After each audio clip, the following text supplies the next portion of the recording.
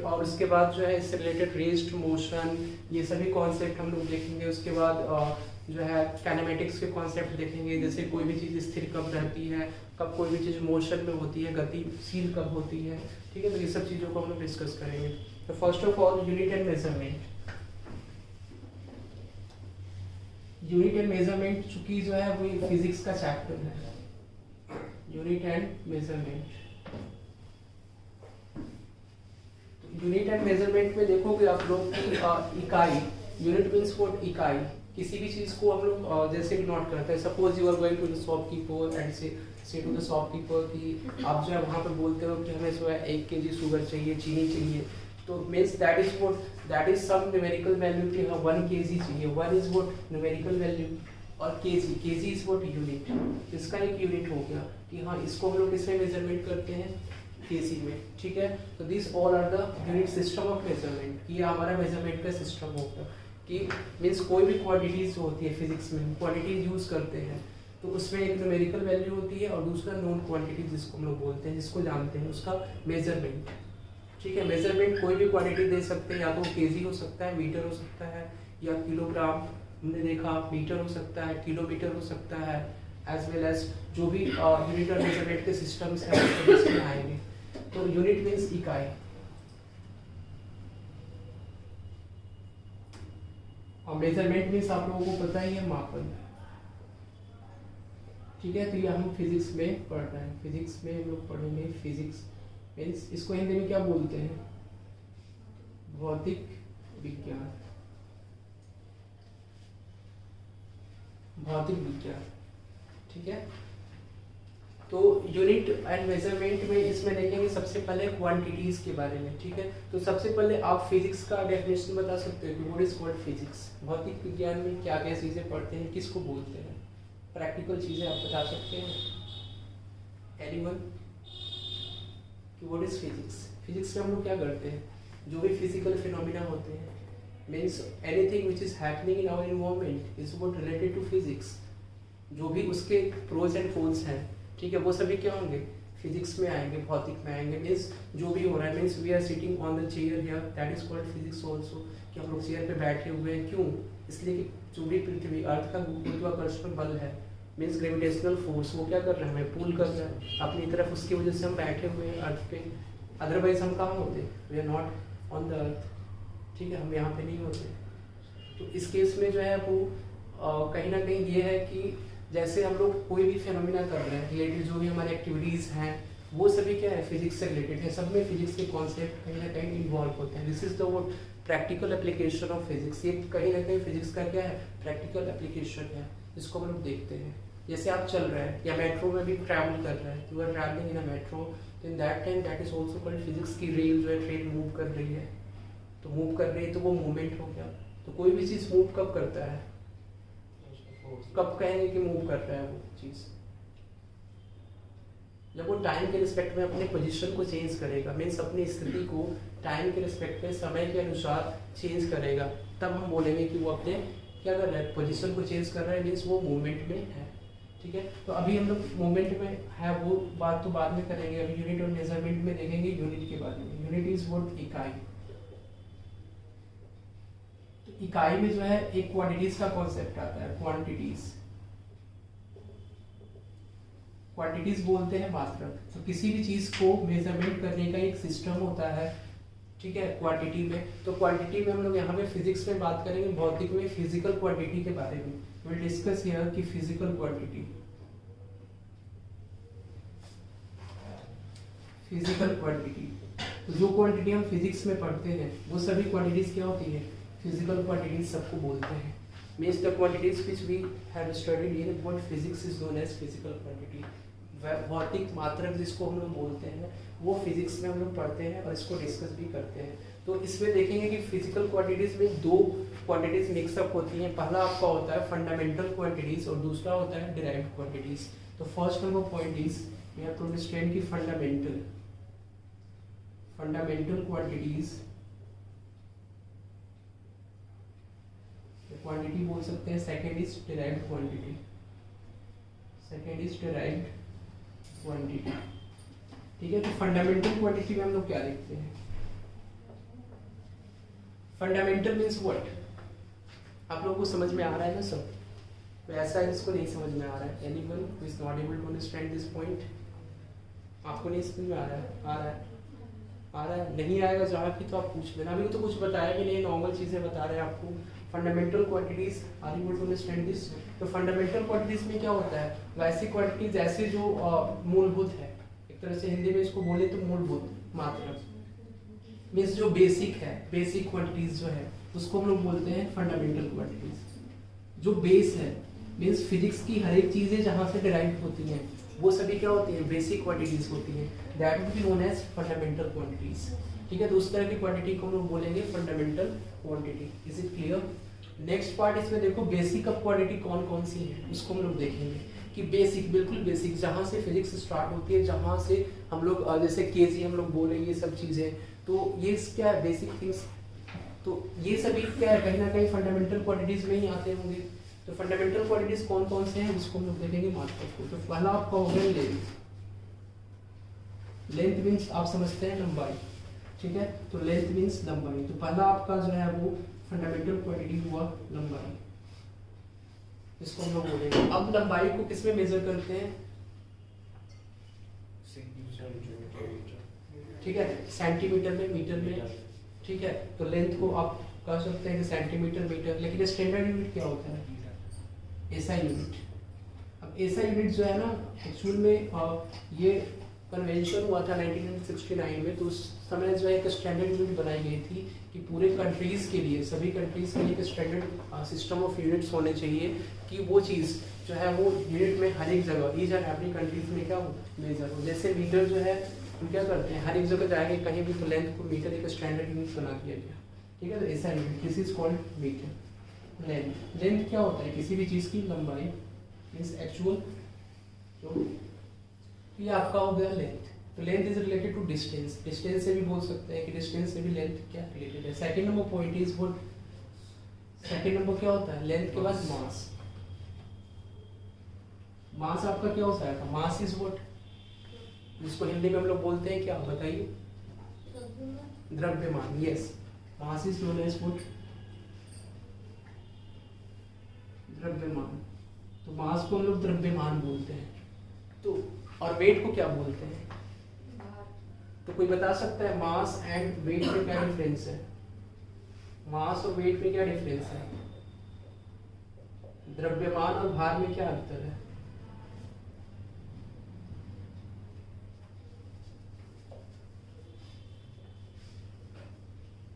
द्रव्यमान और भार में क्या अंतर है? What is the difference between mass and weight? जो मास है वो कांस्टेंट रहता है, पर weight places to places vary करता है। मास कांस्टेंट रहता है और वेट जो है प्लेस टू प्लेस, हाँ, प्लेस टू प्लेस वेरी करता है। Yes, it is right. Yes, anyone else? Mass actual में क्या होता है? What is mass? ये तो आपने ठीक बताया बिल्कुल। मास क्या होता है? Actual quantity of matter present in our body, या कोई भी वस्तु का, किसी भी ऑब्जेक्ट का मास क्या होता है? एक्चुअल अमाउंट ऑफ मैटर जो उसमें प्रेजेंट है। Actual amount of matter means matter is what? Solid, liquid, जो भी चीज़ें हैं ना, सॉलिड, लिक्विड, गैस, ये आपके मैटर्स हैं। और बाकी एंशिएंट जो फिर जो भी थीसिस एंशिएंट जो थ्योरी थे उसके अकॉर्डिंग अगर हम बोलें तो उस टाइम जो है वो मैटर मीन्स जो 5 तत्व से मिलकर बना हुआ है, पदार्थ जिसको हिंदी में बोलते हैं। मैटर मीन्स वो पदार्थ जो 5 तत्व से मिलकर बना हुआ है। और 5 तत्वों से मिलकर मीन्स क्या? Air, water, earth, sky and fire. ठीक है, air, water, earth, sky and fire. This is known as पंच तत्व। इनको हम लोग बोलते हैं पंच तत्व। पंच तत्व, ठीक है? तो air, water, earth, sky and fire सबको पता है। तो ये एंशिएंट हमारा थ्योरी था। इसमें महर्षि कानन, एक महर्षि कानन थे, उन्होंने बताया था कि मैटर जो है वो 18वीं सेंचुरी में, 18वीं शताब्दी में बताया था कि मैटर जो है वो 5 तत्वों से मिलके बने हुए हैं। ये 5 जो है एलिमेंट है, इससे मिलके बनते हैं। That is called air, water, earth, sky and fire.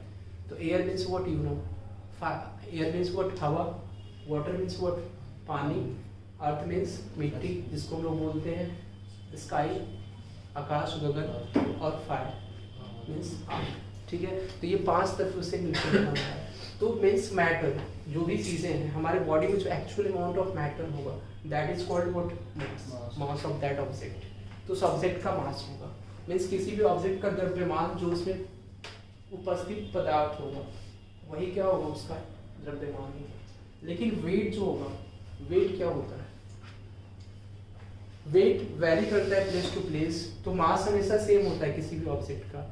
और वेट क्या होगा, वेट एक्चुअल में जो भी प्लेनेट है जहाँ पे भी हम रह रहे हैं, ठीक है, या कहीं भी रह रहे हैं, तो वेट एक्चुअल में एक फोर्स होता है। जैसे अर्थ की बात करें, if you talk about the earth, अगर हम पृथ्वी की बात करें तो उस केस में पृथ्वी क्या करती है, अपने ग्रेविटेशनल पुल से, ग्रेविटेशनल फोर्स से क्या करती है, किसी भी ऑब्जेक्ट को अपनी तरफ अट्रैक्ट करती है। तो वो डिपेंड करता है आपके मास के ऊपर, मीन्स मैटर के ऊपर, कि आपके बॉडी में कितना मैटर प्रेजेंट है, ठीक है।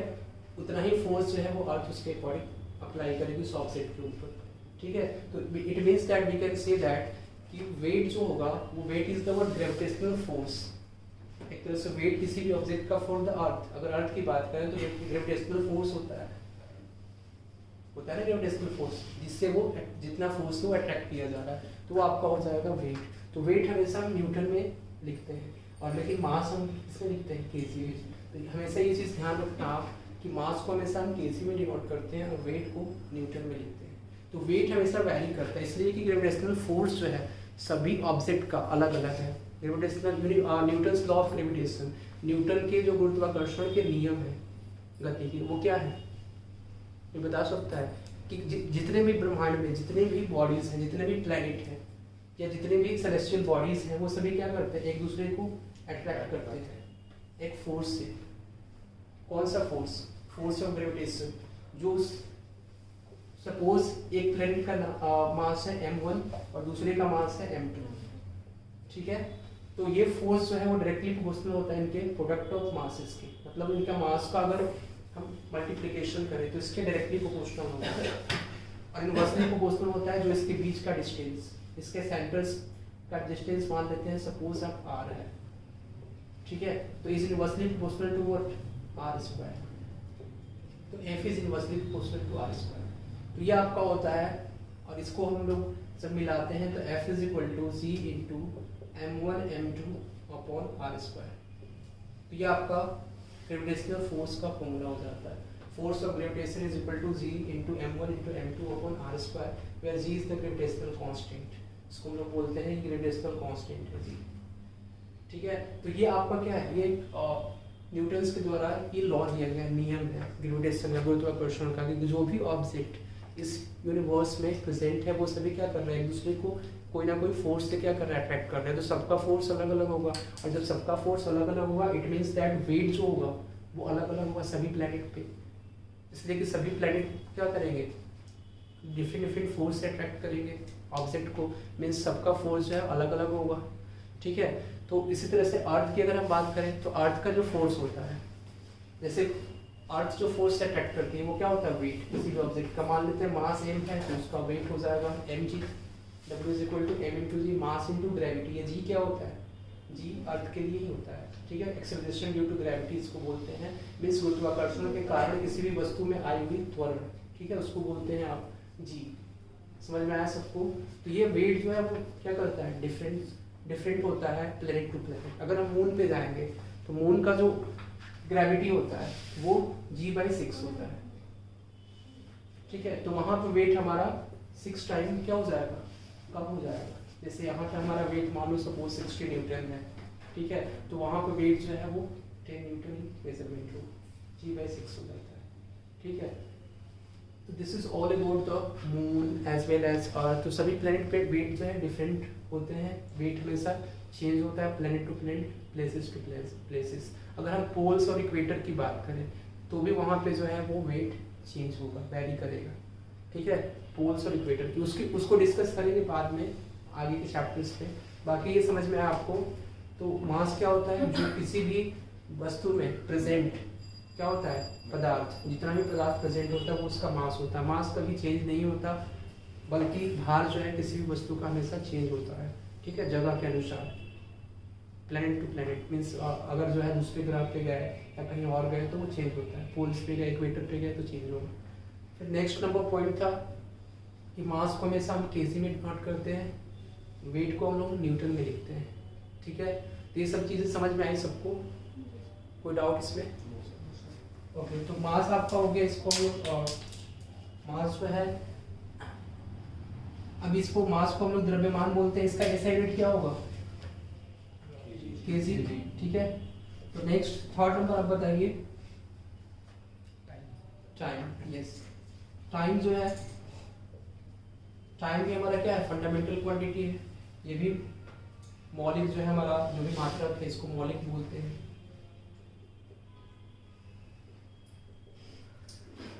ये आपका बेसिक पार्ट है, सबसे बेसिक पार्ट है जो हम डिस्कस कर रहे हैं स्टार्टिंग में। टाइम क्या होगा आपका? टाइम को हम सेकंड में मेजरमेंट करते हैं।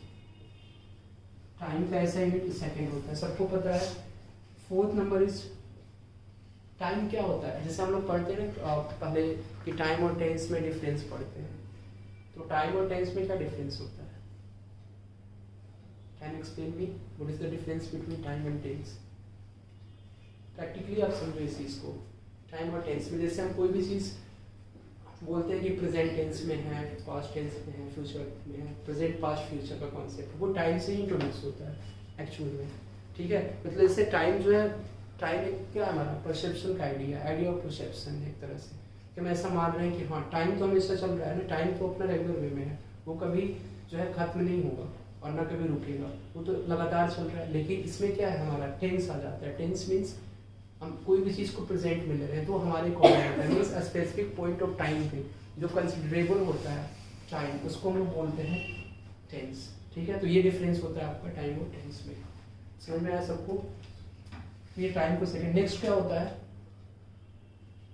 Electric current.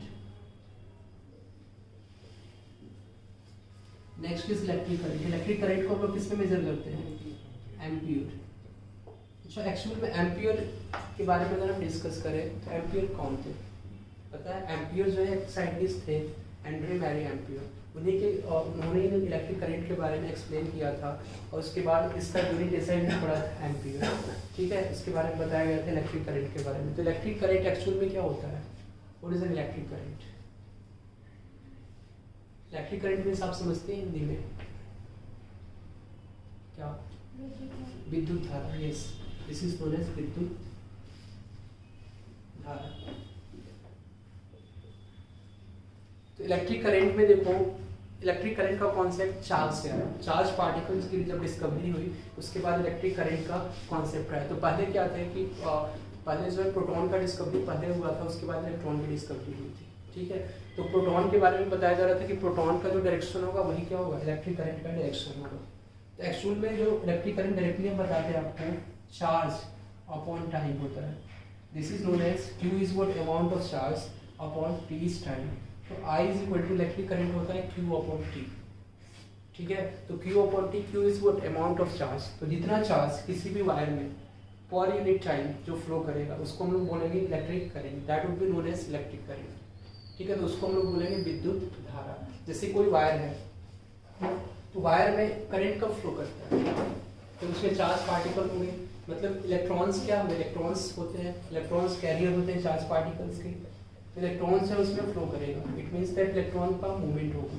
लेकिन करंट का डायरेक्शन जो होगा वो इलेक्ट्रॉन के मूवमेंट के क्या होता है? रिवर्स होता है, उसके अपोजिट होता है, मीन्स उसके जस्ट अपोजिट। जैसे इलेक्ट्रॉन का फ्लो का डायरेक्शन इधर है तो करंट का डायरेक्शन क्या होगा? इसके जस्ट अपोजिट होगा, तो करंट इधर फ्लो करेगा। Is it clear? समझ में आ रहा है? इसलिए कि इलेक्ट्रॉन क्या होता है? नेगेटिव चार्ज पार्टिकल होता है, मतलब उस पर कौन सा चार्ज होता है? हाँ, ऋणात्मक। ठीक है, धनात्मक चार्ज किस पे होता है? पॉजिटिव चार्ज प्रोटॉन के ऊपर। तो प्रोटॉन के ऊपर कौन सा चार्ज होता है? पॉजिटिव। इलेक्ट्रॉन्स के ऊपर कौन सा चार्ज होता है? नेगेटिव। और न्यूट्रॉन के ऊपर कोई चार्ज नहीं होता, न्यूट्रॉन न्यूट्रल होता है। ये सबको पता है। प्रोटॉन की डिस्कवरी किसने की थी? इलेक्ट्रॉन्स की डिस्कवरी किसने की थी? कैसे हुआ था डिस्कवरी इन सब का? और न्यूट्रॉन की डिस्कवरी कैसे हुई थी? जेम्स चैडविक ने। ओके, इलेक्ट्रॉन्स की किसने की थी?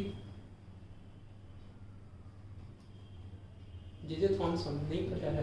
J Thomson model of an atom जब हम लोग पढ़ते हैं, याद है ना? और प्रोटॉन की किसने की थी? एक्चुअल में देखो जे थॉमसन ने इलेक्ट्रॉन की डिस्कवरी की थी, लेकिन नाम किसी और ने दिया था। उनका नाम था स्टोनी। स्टोनी ने नाम दिया था इलेक्ट्रॉन का। कि बाद में देखो जे थॉमसन ने नेगेटिवली चार्ज पार्टिकल को खोजा था। Cathode ray gas discharge tube experiment हुआ था, उसमें इलेक्ट्रॉन्स को खोजा गया था। लेकिन उन्होंने जे थॉमसन ने बस ये बताया था कि इलेक्ट्रॉन जो होते हैं वो नेगेटिव चार्ज होते हैं। मतलब इलेक्ट्रॉन के नाम उनको इलेक्ट्रॉन नहीं दिया गया था, उनको बताया गया था कॉर्पसलेस। उन्होंने कॉर्पसलेस बोला था कि ये कॉर्पसलेस है, CORPUSCLES, ठीक है, कॉर्पसलेस बताया था। लेकिन बाद में स्टोनी आया, स्टोनी ने इस नाम को इंटरचेंज कर दिया। जैसे योगी जी को जानते हैं ना, नाम स्टेशन का चेंज करते रहते हैं, वैसे ही स्टोनी जी आए तो स्टोनी ने क्या किया, इसका नाम इलेक्ट्रॉन कर दिया कॉर्पसलेस से, ठीक है। उसी तरह से प्रोटॉन की डिस्कवरी किसने की थी? रदरफोर्ड ने, यस। तो रदरफोर्ड बोल सकते हैं, ई गोल्डस्टीन बोलते हैं, तो ई गोल्डस्टीन जो है वो साथ में ही थे इनके, ठीक है। Rutherford model of an atom में ही एक्चुअल में आया था, एक गोल्ड फॉइल एक्सपेरिमेंट हुआ था उसके बाद, ठीक है, गोल्ड फॉइल एक्सपेरिमेंट हुआ था। तो ये समझ में हम लोग देखेंगे तो समझ में आपको इलेक्ट्रिक करंट क्या होता है। इलेक्ट्रिक करंट को मेजर किससे करते हैं हम? तो कैसे पता चलेगा कि इलेक्ट्रिक करंट किसी भी चीज में फ्लो कर रहा है? किससे? मीटर, ठीक है। मीटर से हम लोग मेजर करते हैं। तो इसको जो मेजर करते हैं, जो इंस्ट्रूमेंट होता है आपका, अमीटर होता है, ठीक है। अमीटर बोलते हैं इसको, हिंदी में अमीटर बोलते हैं, ठीक है। तो अमीटर बोलते हैं इसको हिंदी में। तो ये आपका इंस्ट्रूमेंट होता है जिससे हम मेजर करते हैं। जैसे फॉर एग्जांपल ये आपका डिवाइस हो गया, ये बल्ब हो गया इस तरह से, और ये सर्किट में कनेक्ट हो गया बैटरी के थ्रू। तो इसमें जो है करंट फ्लो हो रहा है, ये कौन बताएगा? अमीटर जो है सीरीज में कनेक्ट करते हैं तो वो बताता है कि इसमें करंट फ्लो हो रहा है, ठीक है। ये तो आपको रफ डायग्राम बताया, बस बताएं कौन सा इंस्ट्रूमेंट जो है, ये क्वेश्चन आते हैं आपके एग्जाम में कि करंट को मेजर करने वाला कौन सा इंस्ट्रूमेंट है, ठीक है, अमीटर होता है। क्लियर है, सबको पता है ये चीज। नेक्स्ट पार्ट इसमें हम देखते हैं आगे। नेक्स्ट है temperature. Temperature is what? Temperature को हम लोग हिंदी में बोलते हैं तापमान। तो temperature is what? The degree of hotness and coldness of any object is called temperature. मतलब किसी भी चीज को हम टच करते हैं तो वह हॉट लगता है, मीन्स हम बोलते हैं कि उसका टेम्परेचर ज़्यादा है। जैसे गर्मी के दिनों में टेम्परेचर जो है एटमॉस्फेयर का ज़्यादा हो जाता है, बोलते हैं कि टेम्परेचर ज़्यादा है। चीज़ों को बेसिक से आपको समझना है चीज़ को, उसके बाद हाई लेवल तक हम लोग चलेंगे, ठीक है। तो टेम्परेचर आपने समझे, समझ में आया? कोई डाउट इसमें टेम्परेचर में? तो देखो कोई भी चीज़ को हम टच करते हैं, हॉट ऑब्जेक्ट को, तो वो हॉट हमें फील होता है, तो दैट इज कि इसका टेम्परेचर ज़्यादा है। उसके बाद तापमान उसका ज़्यादा है। कोई भी चीज़ ठंडा है, जैसे अभी कैसा सीजन है ठंडा का, तो तापमान कम है तो हम बोल रहे हैं टेम्परेचर कम है। टेम्परेचर को हम किस में मेजर करते हैं? सेल्सियस में, केल्विन में और फ़ारेनहाइट में, ठीक है। तो सब यहाँ पे स्टैंडर्ड यूनिट कौन सा होगा? Temperature, kelvin, yes. ऐसा यूनिट जो होता है वो केल्विन होता है। तो आपका टेम्परेचर का जो ऐसा यूनिट होगा वो क्या होगा? केल्विन हो जाएगा। कोई डाउट किसी को? अब देखो क्वेश्चन इसमें से आते हैं, टेम्परेचर से क्वेश्चन इस तरह से आते हैं आपके। अब बताइए कौन सा ऐसा टेम्परेचर होगा जिस पे डिग्री सेल्सियस और फ़ारेनहाइट इक्वल होता है, सेम वैल्यू देते हैं। ये सब चीज़ें याद रहनी चाहिए ना। कौन सा ऐसा टेम्परेचर होगा जिस पे डिग्री में भी वो सेम ही रहेगा और फ़ारेनहाइट में भी सेम ही होगा? 273 नहीं होता। 273 तो आप डिग्री सेल्सियस को केल्विन में चेंज करने के लिए प्लस करते हैं, ठीक है। जैसे मान लो कोई चीज़ 20 डिग्री सेल्सियस है तो उसमें 273 आप ऐड करोगे तो क्या होगा? केल्विन में हो जाता है।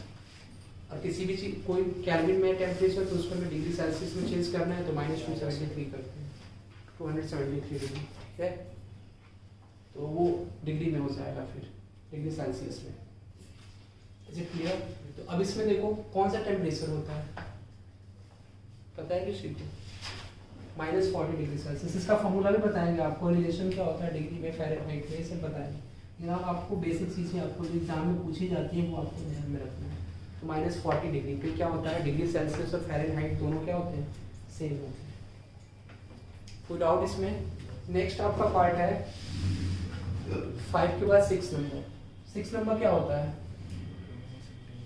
हाँ, लुमिनस इंटेंसिटी। तो 6 नंबर होता है आपका लुमिनस इंटेंसिटी। तो ये आपका क्या है, ये सभी फंडामेंटल क्वांटिटीज थे। टेम्परेचर को हिंदी में लिख लीजिएगा ना आप लोग, तापमान, ठीक है। लुमिनस इंटेंसिटी इज व्हाट,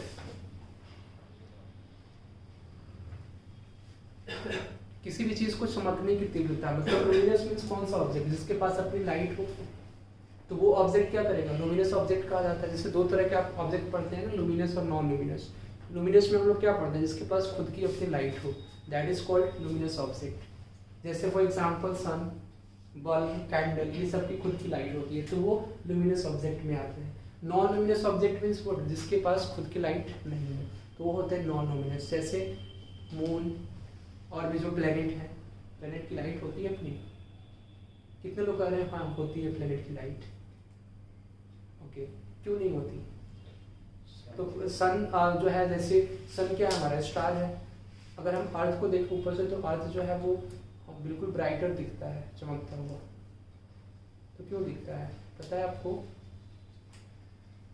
ठीक है, देखो प्लैनेट की अपनी लाइट नहीं होती, वो एक्चुअली में शाइन करते हैं। जैसे मून है, एक सैटेलाइट है। मून अगर हम देखें तो मून सैटेलाइट है। सैटेलाइट भी 2 टाइप्स के होते हैं, एक होता है नेचुरल और एक होता है आर्टिफिशियल, सबको पता है। तो नेचुरल में क्या होगा कि मून हमारा नेचुरल सैटेलाइट है। जितने भी प्लैनेट हैं सबके अलग अलग सैटेलाइट्स होते हैं। जैसे वीनस है, मरकरी है, ठीक है, मर्क्यूरी एज वेल एज जो भी सैटर्न, यूरेनस, इन सब के क्या है अपने जो है वो सैटेलाइट हैं। मैनमेड नहीं है, इनके क्या है नेचुरल सैटेलाइट। इसलिए कि वहाँ पे अब लाइफ का एग्जिस्टेंस है कि नहीं है, we don't know about that. होगा भी नहीं, इसलिए कि वहाँ का टेम्परेचर काफ़ी ज़्यादा कम है, -273 डिग्री सेल्सियस कम है, -70 डिग्री सेल्सियस कहीं पे है, नेगेटिव में टेम्परेचर है।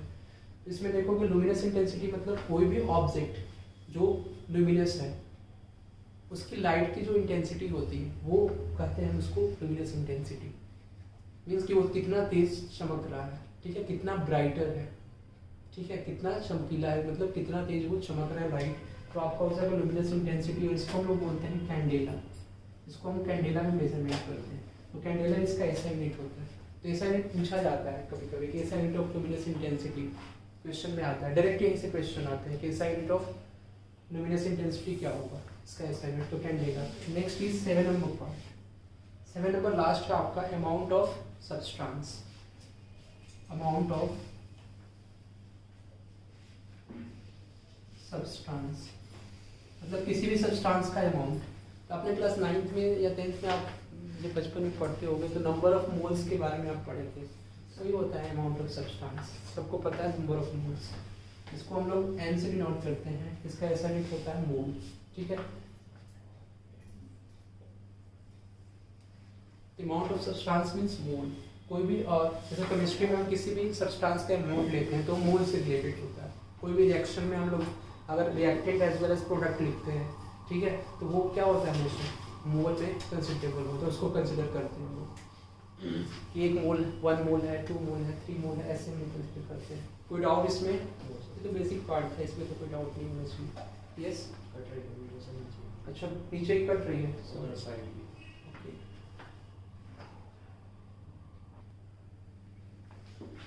ठीक है, तो हम लोगों ने देखा कि इलेक्ट्रिक करंट जो है उसको मेजर किससे करते हैं, कौन से इंस्ट्रूमेंट से, हम मीटर से। और उसका जो एसआई यूनिट होता है वो एम्पियर होता है। टेम्परेचर का आपका केल्विन हो जाएगा और एसआई यूनिट आपका के होगा और लुमिनस इंटेंसिटी का कैंडेला होगा, ठीक है। और अमाउंट ऑफ सब्सटेंस का नंबर ऑफ मोल्स।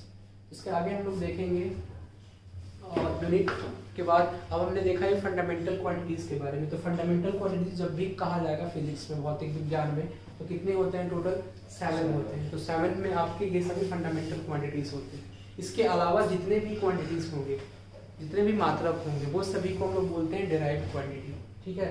वो इससे क्या है डिराइव्ड होंगे फंडामेंटल से, ठीक है। तो इसके ऊपर आधारित है, किसके ऊपर? मौलिक मात्रक के ऊपर आधारित होंगे, तो इसको हम लोग बोलेंगे डिराइव्ड क्वांटिटीज। डिराइव्ड क्वांटिटीज में कौन कौन से आएंगे उसको भी हम लोग देखेंगे अभी। तो नेक्स्ट हम लोग देखते हैं इसके बाद डिराइव्ड क्वांटिटीज के ऊपर आते हैं।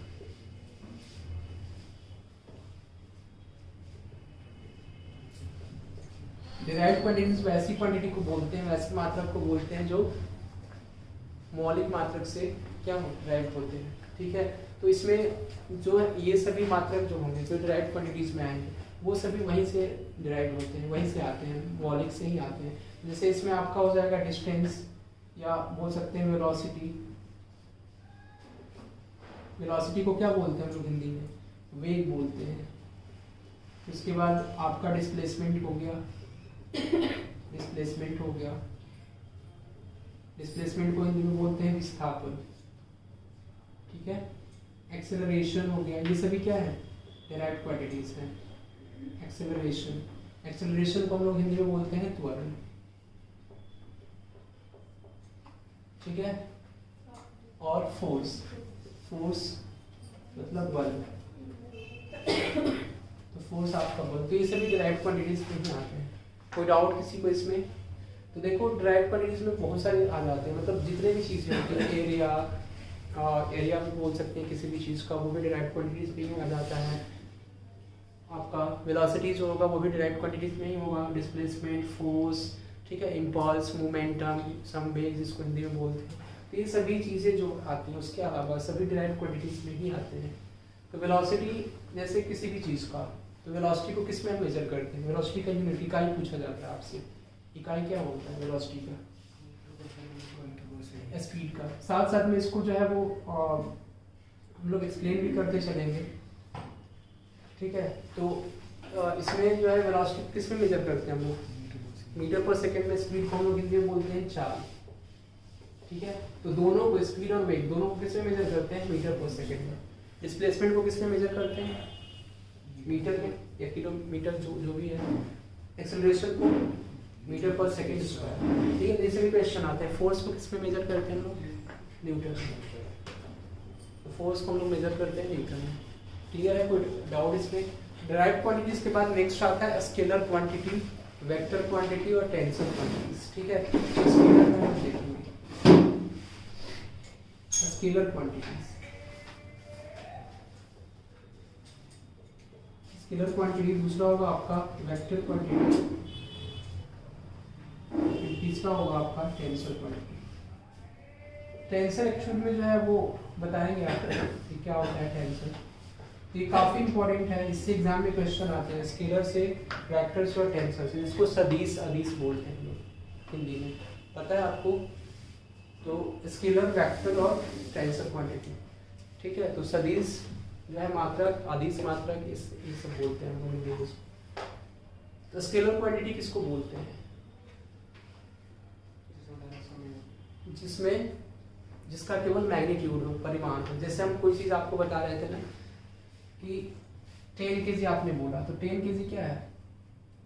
10 kg आपका मैग्नीट्यूड है। 10, 5 kg, ठीक है। 5 मीटर अगर हमने बोला, 5 सेंटीमीटर बोला, तो ये सभी क्या है? मैग्नीट्यूड है, ठीक है।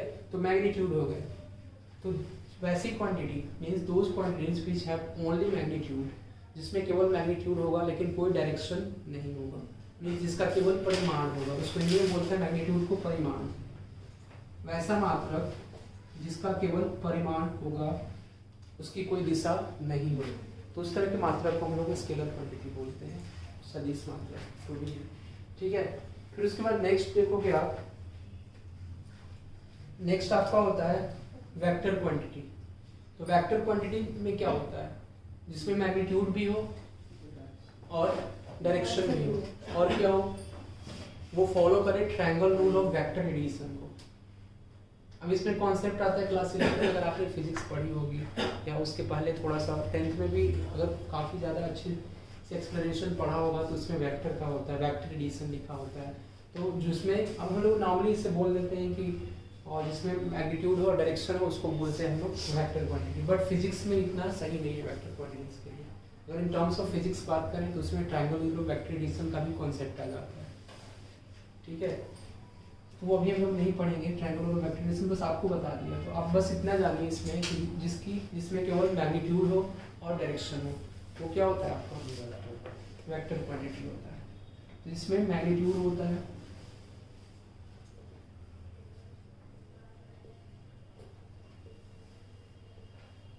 magnitude and direction both, and follows the triangle rule of vector addition is known as vector quantity। उस तरह की क्वांटिटी को बोलेंगे वेक्टर क्वांटिटी। तो स्केलर क्वांटिटी में एग्जांपल्स क्या क्या होंगे, क्या चीज स्केलर होगा?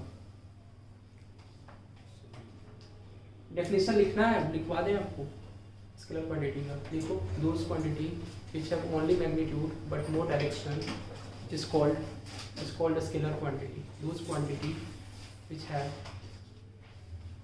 only magnitude but no direction is called a scalar quantity. इसमें एग्जांपल में क्या होंगे? एग्जांपल में इसमें हो जाएगा स्पीड। स्पीड क्या है? मतलब किसी भी चीज़ की स्पीड की बात करें तो उसमें कोई डायरेक्शन का कॉन्सेप्ट नहीं। स्पीड आपका क्या है? स्केलर क्वांटिटी है। और क्या होगा स्केलर? टाइम, ठीक है। डिस्टेंस किसी भी चीज़ का अगर मेजरमेंट करें तो that would be known as scalar quantity. मतलब सभी ये किस में आएंगे? स्केलर में ही आएंगे, ठीक है।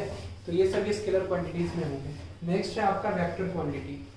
अगर वेक्टर क्वांटिटी की बात करें तो वेक्टर में कौन कौन सा आएगा? जिसमें मैग्नीट्यूड भी हो और जिसमें डायरेक्शन भी हो। तो ट्रायंगल रूल ऑफ वेक्टराइजेशन को फॉलो भी करता है, तो उसको बोलते हैं वेक्टर क्वांटिटी। तो इसमें डेफिनेशन लिखोगे, those quantity the quantity which has both magnitude and direction, the quantity which has both magnitude and direction and follows triangle rule of vector addition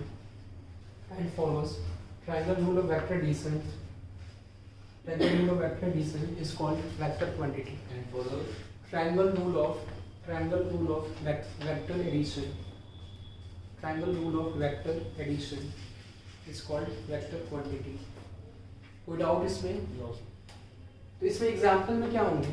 अगर वेक्टर क्वांटिटी का हम एग्जांपल दें, if you talk about example of vector quantity, तो example क्या हो जाएगा इसमें? देखो, वेलोसिटी। अगर हम वेलोसिटी की बात करते हैं तो ये वेक्टर क्वांटिटी होता है, वेग। तो कहोगे सर स्पीड क्यों नहीं हुआ?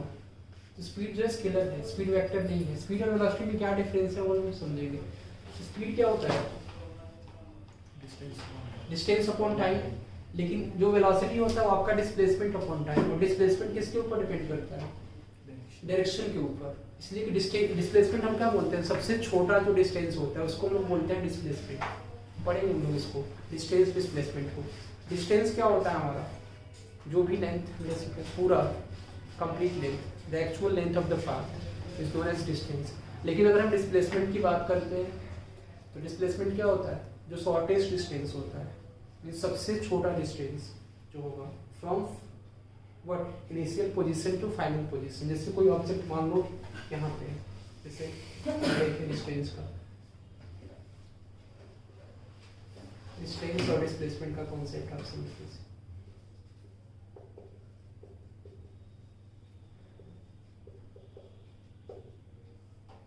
डिस्टेंस पे देखोगे आप कि अगर ये जो है सर्कुलर में हाफ है, सेमी सर्कल इसको बोलेगी, ठीक है। तो अगर हम डिस्टेंस की बात करें, डिस्टेंस की, तो डिस्टेंस क्या होगा? ये पूरा ये पार्ट ए टू बी का ये पूरा डिस्टेंस हो गया। लेकिन डिस्प्लेसमेंट क्या होगा?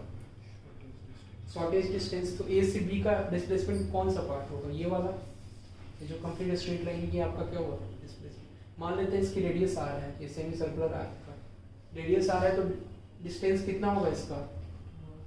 डिस्टेंस कितना होगा? Pi R, this would be pi R. ये आपका हो जाएगा डिस्टेंस। और डिस्प्लेसमेंट कितना होगा? 2r हो जाएगा इसका डिस्प्लेसमेंट। अगर कोई ऑब्जेक्ट ए पॉइंट से चलता है और बी पॉइंट पे पहुंचता है, ठीक है, ये चीजें हैं। तो डिस्टेंस और डिस्प्लेसमेंट, तो देखो आप डिस्टेंस ये डायरेक्शन के ऊपर डिपेंड करता है, दिशा के ऊपर कोई डिपेंडेंसी नहीं है इसकी, डिस्टेंस की। तो डिस्टेंस दिशा के ऊपर डिपेंड नहीं कर रहा है। डिस्टेंस किसके ऊपर? किसी के ऊपर डिपेंड कर रहा है? केवल मैग्नीट्यूड बस होता है डिस्टेंस में। दूरी में अगर बात करें तो दूरी में क्या होता है? केवल मैग्नीट्यूड परिमाण होता है उसका। लेकिन अगर विस्थापन की बात करते हैं, डिस्प्लेसमेंट की, तो उसमें क्या हो रहा है? देखो डायरेक्शन देख रहे हैं कहाँ से चल रहा है और कहाँ पे जाके पहुंच रहा है, ठीक है। तो कहाँ से स्टार्ट हो रहा है, स्टार्टिंग पॉइंट कहाँ है, और वो उसका फाइनल पॉइंट कहाँ है जहाँ पे वो पहुंचा है। तो वो दोनों चीज देख रहे हैं, तो इसमें आपका डायरेक्शन का कॉन्सेप्ट आ जाएगा, ठीक है। तो दिस इज कॉल्ड डिस्प्लेसमेंट। तो अब देखो जिसमें डायरेक्शन होगा वो क्या होगा? वेक्टर क्वांटिटी होगा। इट मींस दैट कि डिस्प्लेसमेंट में वेक्टर क्वांटिटी होगा। लेकिन स्केलर क्वांटिटी में क्या आएगा? आपका डिस्टेंस, और डिस्प्लेसमेंट आपका हो जाएगा वेक्टर। समझ में आ रहा है दोनों? उसी तरह से सेम है स्पीड। क्या होता है speed? Distance travelled by an object per unit time, means किसी भी ऑब्जेक्ट के द्वारा यूनिट टाइम में जितना भी डिस्टेंस ट्रैवल किया जाता है वो क्या होता है आपका स्पीड, जिसको चाल बोलते हैं हिंदी में, ठीक है। अगर वेलोसिटी की बात करें तो वेलोसिटी मीन्स डिस्प्लेसमेंट, विस्थापन, किसी भी ऑब्जेक्ट के द्वारा विस्थापन जो होता है पर यूनिट टाइम में उसको हम बोलते हैं वेलोसिटी। डिफरेंस है ना दोनों में, ठीक है। तो ये आपका वेग मीन्स, इसमें इंट्रोडक्शन आ जा रहा है किसका, डायरेक्शन का, दिशा इसमें आ जा रहा है। तो जिसमें भी दिशा होंगे वो सभी क्या होंगे, वेक्टर क्वांटिटीज में आएंगे, ठीक है। तो अगर त्वरण की बात करें, त्वरण, आप कार ड्राइव करते हैं ना, तो कार ड्राइव करते हैं तो आप देखते हैं कि कार में एक्सेलरेटर आप करते हैं, एक्सेलरेट करते हैं कार को, तो स्पीड में आता है। तो स्पीड मतलब हम अगर कोई डायरेक्शन में नहीं चल रहे हैं तो वो स्पीड है हमारी, जैसे हम बोलते हैं कि 20 किलोमीटर पर आवर या 60 किलोमीटर पर आवर, तो हमारी स्पीड हुई। लेकिन आप किसी न किसी डायरेक्शन में कार को क्या कर रहे हैं, चला रहे हैं, मूव कर रहे हैं, लेफ्ट राइट या कोई भी डायरेक्शन, तो जब डायरेक्शन का कॉन्सेप्ट उसके साथ आता है तो वो आपका हो जाता है वेलोसिटी। लेकिन जब तक केवल हम 20 kilometre per hour, 60 kilometre per hour केवल बोल रहे हैं तो उसकी स्पीड होगी किसी भी कार की, ठीक है। अगर हम डायरेक्शन, कार किसी न किसी डायरेक्शन में ही चल रही होगी तो उसकी वेलोसिटी हो जाएगी, ठीक है, उसको बोलेंगे वेग। अब इसमें एक्सेलरेशन का कॉन्सेप्ट आता है, एक्सेलरेशन और रिटार्डेशन इसको बोलते हैं। तो एक्सेलरेशन कौन सा क्वांटिटी होता है, जिसको हिंदी में बोलते हैं त्वरण। तो एक्सेलरेशन क्या होता है, velocity upon rate of change of velocity. Acceleration आपका होता है change in velocity, velocity upon time. तो बोलते हैं ना कि एक्सेलरेटर आप कार का बढ़ाइए, मतलब एक्सेलरेट कीजिए कार को, एक्सेलरेट कीजिए मीन्स एक्सेलरेशन ही हम दे रहे हैं, कार की क्या कर रहे हैं, स्पीड को बढ़ा रहे हैं, वेलोसिटी को उसको इंक्रीज कर रहे हैं। तो वेलोसिटी को जब इंक्रीज करेंगे तो वो आपका एक्सेलरेशन होगा, उसके इसमें पॉजिटिव होगा, इसलिए कि पहले मान लो स्पीड कार की कितनी थी, 20 किलोमीटर पर आवर, अब आपने एक्सेलरेट किया, उसको एक्सेलरेटर दिया ना। एक्सेलरेटर क्या होता है, वो एक्स्ट्रा फोर्स होता है जो हम कार को लगा रहे हैं, जिससे कार की वेलोसिटी क्या हो रही है, ज़्यादा हो रही है, ठीक है। तो एक्सेलरेशन आपका हो जाएगा चेंज इन वेलोसिटी, इसीलिए हम चेंज कर रहे हैं वेलोसिटी को, और कितने टाइम में चेंज कर रहे हैं तो वो आपका एक्सेलरेशन हो जाएगा, उससे स्पीड उसकी बढ़ेगी तो वो पॉजिटिव होगा एक्सेलरेशन। तो उसको एक्सेलरेशन ही बोलते हैं जो पॉजिटिव होता है, धनात्मक होता है, ठीक है। बाकी नेगेटिव कौन होता है, नेगेटिव, नेगेटिव एक्सेलरेशन कब बोलते हैं, कोई भी एक्सेलरेशन नेगेटिव कब होगा, ऑपोजिट डायरेक्शन, जब वेलोसिटी को कम करेंगे। जैसे आपने देखा कि 80 किलोमीटर पर आवर के स्पीड से जा रहे थे, सामने देखा कि कोई ऑब्स्टिकल है, ठीक है, या कोई जो है लड़का खेल रहा है, तो अब आपको स्पीड कम करनी है, ठीक है। तो स्पीड कम करनी है तो आप ब्रेक अप्लाई करेंगे, तो ब्रेक क्या करता है, ब्रेक जो एक्सेलरेशन को कम करता है, तो इसलिए हम लोग बोलते हैं उसको रिटार्डेशन, मीन्स नेगेटिव होता है हमारा, negative acceleration, that would B negative acceleration. ये सभी कॉन्सेप्ट हैं, आपको समझते हैं कि नेगेटिव एक्सेलरेशन कब होगा, क्वेश्चन आते हैं डायरेक्टली, नेगेटिव एक्सेलरेशन कब होगा, जब वेलोसिटी कम होगी, ठीक है। तो when the velocity of the object is decreased, ठीक है। तो जब इसको कम करेंगे तो आपका नेगेटिव एक्सेलरेशन हो जाएगा। कोई डाउट इसमें? तो ये सभी क्या है, वेक्टर क्वांटिटीज में आते हैं। अगर हम फोर्स की बात करें, फोर्स क्या होता है, वेक्टर क्वांटिटी, वेक्टर क्वांटिटी कैसे, फोर्स आपका होता है न्यूटन सेकंड ऑफ मोशन, याद करो, force is equal to mass into acceleration. तो force is equal to mass into acceleration, force भी क्या होगा आपका वेक्टर क्वांटिटी, इसलिए एक्सेलरेशन इसमें आ गया। मास हमारा क्या है, स्केलर है, मास स्केलर होगा, इसलिए कि मास क्या होता है, actual quantity of matter present in any body, जो भी किसी भी बॉडी में मैटर प्रेजेंट होता है उसको हम लोग बोलते हैं उसका मास। तो एक्सेलरेशन के साथ मल्टीप्लाई है तो आपका ये क्या हो जाएगा, वेक्टर हो जाएगा। ये वेक्टर क्वांटिटी में आएगा फोर्स। इसे पढ़ते हो ना आप, Newton first law of motion, second law of motion, third law of motion, तो उसी में। तो फर्स्ट लॉ ऑफ मोशन क्या है न्यूटन का, सब चीज़ें एक बार में ही रिवाइज करा देंगे, ठीक है। ऐसा इस तरह से कर रहे हैं कि आपको फिर आगे भी पढ़ने की जरूरत नहीं पड़ेगी, इतना आपने पढ़ लिया तो पूरा कंप्लीट हो जाएगा, ठीक है। Newton first law of motion क्या है, हाँ, जड़त्व का जिसको नियम बोलते हैं, लॉ ऑफ इनर्शिया, क्या है उसमें, यस, मतलब कोई भी ऑब्जेक्ट, बताते हैं, एक्सप्लेन करते हैं, let me explain this point, कि कोई भी बॉडी या कोई भी वस्तु अपने क्या पोजीशन अपने उसी अवस्था में रहना चाहता है, मतलब अपने पुरानी अवस्था में रहना चाहता है जिस तरह से वो है, या तो वो मोशन में है या रेस्ट में है, जब तक कि उसके ऊपर कोई भी बाहरी फोर्स न लगाया जाए। ठीक है, बाहरी जो है बल उसके ऊपर न लगाए। जैसे कोई भी ऑब्जेक्ट रेस्ट में है तो रेस्ट में ही रहना चाहेगा, स्थिर है तो स्थिर ही रहना चाहता है, और कोई भी ऑब्जेक्ट अगर गति कर रहा है तो गति ही करते रहना चाहता है जब तक कि कोई फोर्स ना लगाया जाए।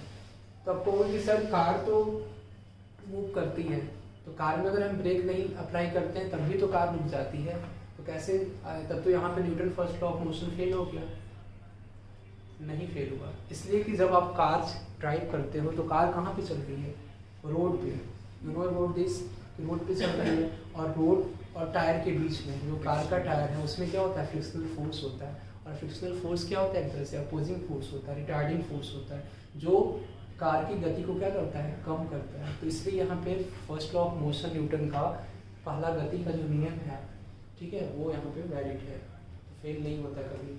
हर एक जो है 2D मोशन के लिए या 1D मोशन के लिए वैलिड है। समझ में आई ये चीज़? तो ये आपका हो गया एक्सेलरेशन में फोर्स हमने देख लिया। फिर सेकेंड लॉ ऑफ न्यूटन क्या है, सेकेंड मतलब न्यूटन के second law of motion Newton का, कोलिजन के बाद भी ऑब्जेक्ट्स यही F is equal to ma वाला है concept, force is equal to mass into acceleration वाला, बस यही याद रख लो आप। ये आपका second law of motion. Third law of motion क्या है, वो तो सबको याद होगा। यस, जब आप किसी भी चीज़ पे क्या करते हो, एक्शन करते हो, तो वो चीज़ जो है वो रिएक्शन देता है।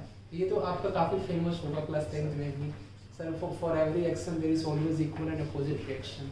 तो हर एक एक्शन के लिए मतलब जो भी आप करोगे, अगर इस पर किसी को आप हिट भी करते हो, मारते भी हो, तो उस केस में क्या होगा, आपको भी चोट लगती है। तो कहीं ना कहीं एक्शन रिएक्शन जो है वो, इसका मतलब फोर्स जो है हमेशा एक्शन रिएक्शन पेयर में होते हैं। जैसे भी कोई हम एक्शन कर रहे हैं तो उसका रिएक्शन हमें देखने को मिलता है। This we can say that कि ये एक्शन रिएक्शन पेयर में होंगे। कोई डाउट इसमें? ठीक है, तो ये आपका हो जाएगा Newton's third law of motion. तो ये सभी आपको समझने और याद रखने। नेक्स्ट है आपका टेंसर क्वांटिटी। टेंसर क्वांटिटी में क्या होता है,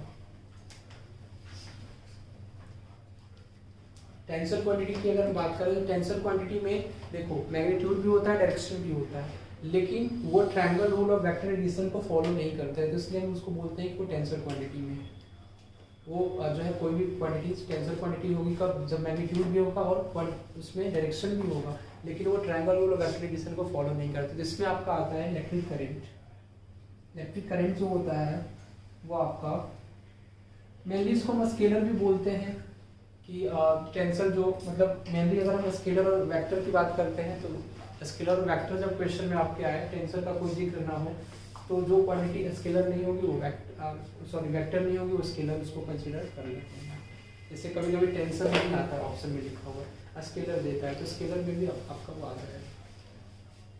ठीक है, तो इसलिए कि वो ट्रायंगल और वेक्टर एडिशन को फॉलो अगर नहीं करेगा तो मींस डायरेक्शन उसमें एक्यूरेटली नहीं डिटरमाइन कर पा रहा है, और उस केस में जो है टेंसर क्वांटिटी होगा। तो इलेक्ट्रिक करंट आपका हो जाएगा टेंसर क्वांटिटी। ठीक है, और कोई डाउट इसमें? रिफ्रैक्टिव इंडेक्स भी बोलते हैं, टेंसर क्वांटिटी में आता है रिफ्रैक्टिव इंडेक्स, ये सभी टेंसर क्वांटिटी में आता है। कोई डाउट इसमें? फिर इसके बाद आगे हम लोग बढ़ते हैं, टेंसर क्वांटिटीज के बाद आगे बढ़ेंगे काइनेमेटिक्स में, और कुछ कॉन्सेप्ट को हम लोग देखेंगे। नेक्स्ट हमारा जो है पार्ट, ये समझ में आया सबको ना? जैसे लाइट ईयर एक प्रकाश वर्ष बोला जाता है, 1 एस्ट्रोनॉमिकल यूनिट बोला जाता है, तो आपको पता है एक प्रकाश वर्ष किसको बोलते हैं?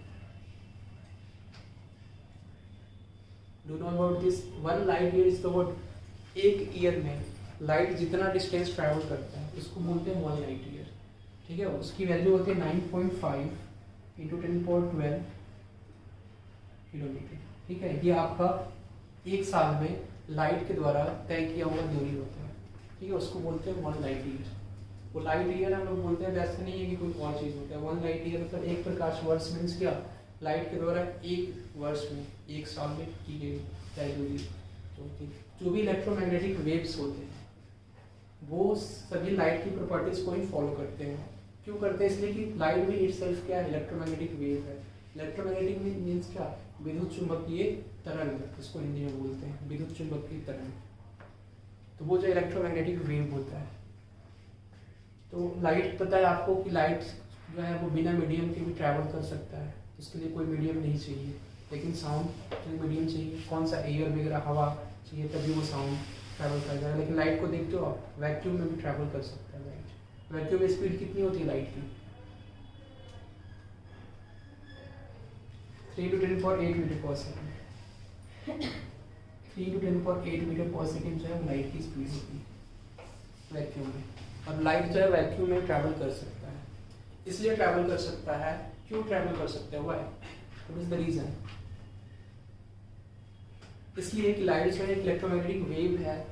और दूसरी चीज़ ये है कि ये जो जिस प्रिंसिपल को फॉलो करता है वो प्रिंसिपल है ब्लैक बॉडी क्रिएशन का। मीन्स कि यहाँ पे लाइट जो है वो क्वांटा के फॉर्म में जो है वो क्वांटाइज्ड होता है। ये बोल सकते हैं हम इस तरह से, लाइट जो है एक फोटोन जो होता है ना, फोटोन जो है लाइट को ट्रैवल कराता है, जिसमें एनर्जी है वो पैकेट्स के फॉर्म में डिस्ट्रीब्यूट होती है। पैकेट्स के फॉर्म में जो है ऐसे जो है कंटिन्यूसली एब्जॉर्ब होती है और इमिट होती है इस तरह से पैकेट्स के फॉर्म में, और इसकी एनर्जी कभी खत्म नहीं होती।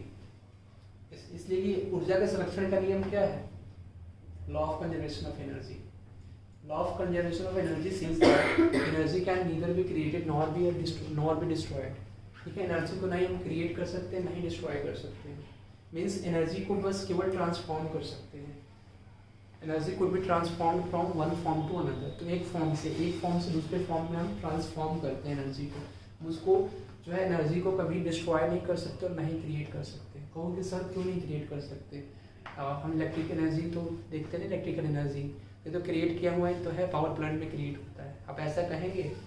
नहीं, इट इज़ नॉट राइट। इसलिए कि जो भी एनर्जी हम जैसे जिससे जनरेट करते हैं, जैसे हम वाटर से इलेक्ट्रिसिटी जनरेट कर रहे हैं, हाइड्रो इलेक्ट्रिसिटी उसको बोलते हैं। तो क्या होता है एक्चुअल में, वाटर को बहुत हाइट से गिराया जाता है टरबाइन के ऊपर, और वहाँ से टरबाइन मूव करता है तो इलेक्ट्रिसिटी जनरेट करते हैं लोग। तो वो एक्चुअल में क्या है, जब किसी हाइट पे रख रहे हैं किसी भी ऑब्जेक्ट को, तो उसमें अपने आप पोटेंशियल एनर्जी क्या हो रही है? पोटेंशियल एनर्जी क्या हो रही है? वो इंड्यूस्ड हो जा रही है, मतलब उसके अंदर वो स्टोर हो जा रही है, जमा हो जा रही है पोटेंशियल एनर्जी। पोटेंशियल मतलब क्या? जो हाइट पे जो एनर्जी जब भी किसी ऑब्जेक्ट को, किसी वस्तु को हाइट पर, किसी ऊंचाई पर हम ले जाते हैं, तो उसमें जो भी ऊर्जा स्टोर होती है, सम्मिलित होती है, उसको बोलते हैं हम लोग पोटेंशियल एनर्जी। ठीक है, तो वो पोटेंशियल एनर्जी जो है वो किस में कन्वर्ट हो गई? काइनेटिक एनर्जी में। जब वो टरबाइन के ऊपर है तो टरबाइन मूव करने लगा, जिससे इलेक्ट्रिसिटी हम प्रोड्यूस करते हैं। तो टरबाइन जब मूव करने लगा तो वो टरबाइन को क्या करेगा? घुमाएगा, तो वहाँ से इलेक्ट्रिसिटी, तो वो काइनेटिक एनर्जी में चेंज हो गया, वो ट्रांसफॉर्म हो गया एक एनर्जी के रूप से, एक ऊर्जा के रूप से दूसरे की ऊर्जा के रूप में। मतलब पहले था वो पोटेंशियल, अब हो गया काइनेटिक, मतलब गतीय ऊर्जा में कन्वर्ट हो गया। और वो गतीय ऊर्जा जो है वो किस में कन्वर्ट हो जाएगी? इलेक्ट्रिकल एनर्जी में, वो विद्युत ऊर्जा में कन्वर्ट हो जाती है। ठीक है, इसलिए बोलते हैं कि law of conservation of energy इसलिए दिया गया है कि एनर्जी को नहीं हम क्रिएट कर सकते और नहीं डिस्ट्रॉय कर सकते हैं किसी भी कभी भी। ठीक है, तो ये आपका योग है। इसको इसमें डाउट? काइनेमेटिक्स में लोग देखेंगे रेस्ट और मोशन के कॉन्सेप्ट को, उसके बाद आगे पढ़ेंगे कि 2D 3D और ये आगे के कॉन्सेप्ट को हम लोग देखेंगे। ग्राफ को भी कभी कभी इसमें पूछ लेता है, रेस्ट और मोशन। What is rest? मतलब कोई भी ऑब्जेक्ट को हम रेस्ट में कब बोलेंगे? जब बताया भी आपको कि पोजीशन के रिस्पेक्ट में, मतलब टाइम के रिस्पेक्ट में अपने पोजीशन को चेंज नहीं करता है। जैसे आप क्या करते हैं कि अभी किसी भी ऑब्जेक्ट को देख रहे हैं, जैसे ये बोर्ड को देख रहे हैं आप, यहीं पे है, फिर 1 घंटे बाद भी आप आएंगे देखेंगे तो ये यहीं पे होगा। इट मीन्स दैट कि ऑब्जेक्ट क्या है? रेस्ट में है। मतलब कोई भी ऑब्जेक्ट अपना पोजीशन टाइम के अकॉर्डिंग चेंज ना करे, तो उस केस में उस ऑब्जेक्ट को हम क्या बोलेंगे? रेस्ट में। मोशन में कब होगा? रेस्ट मतलब स्थिर, ठीक है, स्थिर एक जगह, स्टेशनरी जिसको बोलते हैं। मोशन में मीन्स गति में कब होगा कोई भी ऑब्जेक्ट? जब समय के अनुसार अपने अवस्था को क्या करे? वो चेंज कर ले, बदल ले। तो उस केस में हम बोलेंगे कि वो गति कर रहा है, वो ऑब्जेक्ट क्या कर रहा है? गति कर रहा है। तो ये आपका रेस्ट और मोशन का कॉन्सेप्ट हो गया। कोई डाउट इसमें? कोई डाउट? तो अब इसके बाद आगे हम लोग देखेंगे 1D मोशन होता है, मतलब एक डायमेंशनल गति जिसको बोलते हैं 1D मोशन। दूसरा होता है आपका 2D मोशन, और तीसरा होता है आपका 3D मोशन। 1D मोशन में क्या होता है? 1D मोशन मतलब जैसे आप देखो तो एक्स एक्सिस, एक ही एक्सिस या केवल वाई एक्सिस, तो आपका हो गया 1D। तो 1D में जैसे कोई कार मूव कर रहा है रोड पे, तो आपका कैसा मोशन हो गया? 1D, one dimensional. कोई डाउट इसमें? अगर कोई ऑब्जेक्ट को आप थ्रो कर रहे हो प्रोजेक्टाइल में, ऐसे जैसे यहाँ पे आप कोई पर्सन खड़ा है स्टैंड अप है और यहाँ से जो है इस पार्ट को जो है ऑब्जेक्ट क्या कर रहा है? थ्रो कर रहा है, ठीक है। तो थ्रो कर रहा है जैसे स्टोन थ्रो कर रहे हैं कोई भी पर्सन, तो उस केस में इस तरह का जो पाथ होगा जिसको बोलते हैं पैराबोलिक पाथ होगा, तो वो बोलते हैं प्रोजेक्टाइल। पैराबोलिक समझते हैं आप? इसी तरह का पाथ ये आपका हो जाएगा 2D मोशन हो जाएगा। तो डाउट इसमें? नेक्स्ट है आपका 3D मोशन। 3D मोशन मतलब कोई अगर बॉड्स, इसमें क्या हो रहा है? एक्स और वाई एक्सिस दोनों चेंज हो रहे हैं, जिसमें एक्स और वाई के अकॉर्डिंग दोनों जो है मोशन हो रहा है, गति हो रहा है। जैसे यहाँ पे बनाएंगे तो देखो आप, ये हो जाएगा एक्स और ये हो जाएगा आपका वाई, तो यहाँ पे दोनों चेंज हो रहा है एक्स और वाई एक्सिस, ठीक है। तो ये आपका हो जाएगा 2D मोशन। 3D मोशन में क्या होगा?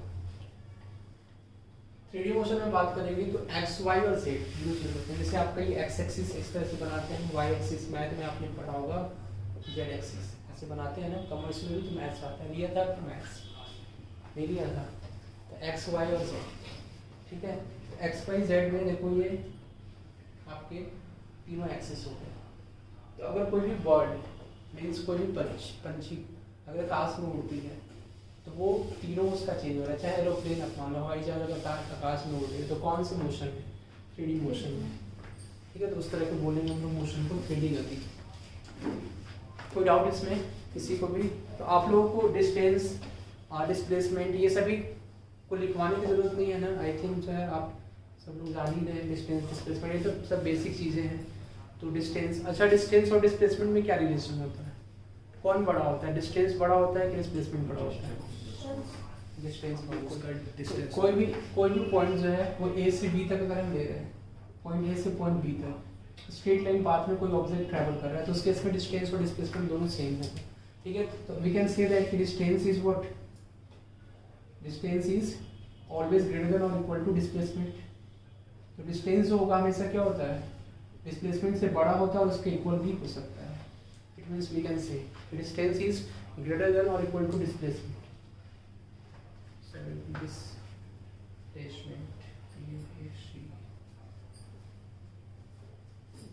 कोई डाउट इसमें किसी को? तो क्वेश्चन आप जो है वो छोटा सा कर लीजिए, इसमें से क्वेश्चन आता है कि जैसे कोई भी ऑब्जेक्ट है,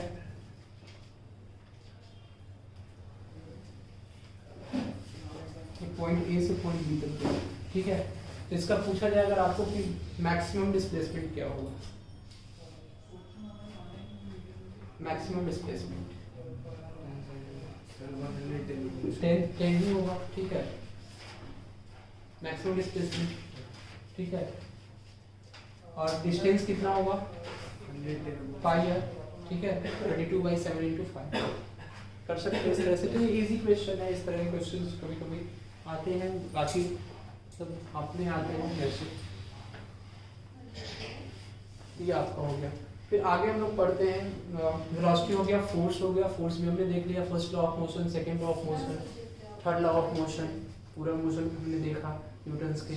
उसके बाद मोशंस के बारे में पढ़ेंगे और आगे हम लोग चलेंगे मोमेंटम के बारे में। मोमेंटम क्या होता है? Next part of this is momentum. बाद हम लोग देखेंगे अभी इसमें डिस्टेंस डिस्प्लेसमेंट हो गया, फिर मोमेंटम के बारे में लोग पढ़ रहे थे। मोमेंटम में क्या होता है? मोमेंटम को हिंदी में बोलते हैं लोग संवेग।